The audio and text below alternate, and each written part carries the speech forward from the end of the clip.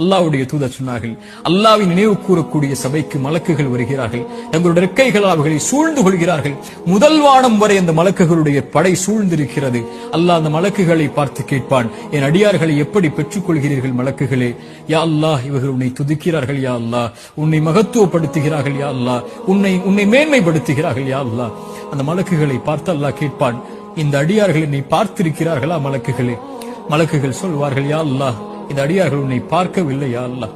அந்த மலக்குகளிடத்தில் அல்லாஹ் சொல்லுவான், என்னை பார்த்தால் இவர்கள், இந்த அடியார்கள் என்னை பார்த்தால், அப்போது அல்லாஹ் ரப்புல் மலக்குகள் சொல்வார்கள் அல்லாஹ்விடத்தில், யா அல்லாஹ், உன்னை பார்த்தால் அதிகம் துதிப்பார்கள், இன்னும் அதிகம் மகத்துவப்படுத்துவார்கள், இன்னும் உன்னை அதிகம் புகழ்வார்கள் யா அல்லாஹ்.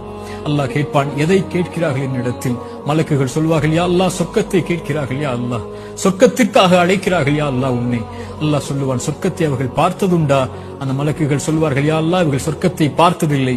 அல்லாஹ் சொல்லுவான், இவர்கள் சொர்க்கத்தை பார்த்தால் யா அல்லாஹ் இன்னும் ஆசை கொள்வார்கள், இன்னும் அதை நோக்கி வருவதற்குரிய செயல்பாடுகளை செய்வார்கள். அல்லாஹ் கேட்பான், எதிலிருந்து பாதுகாப்பை தேடுகிறார்கள்? யா அல்லாஹ், நரகத்திலிருந்து பாதுகாப்பை தேடுகிறார்கள். நரகத்தை அவர்கள் பார்த்ததுண்டா?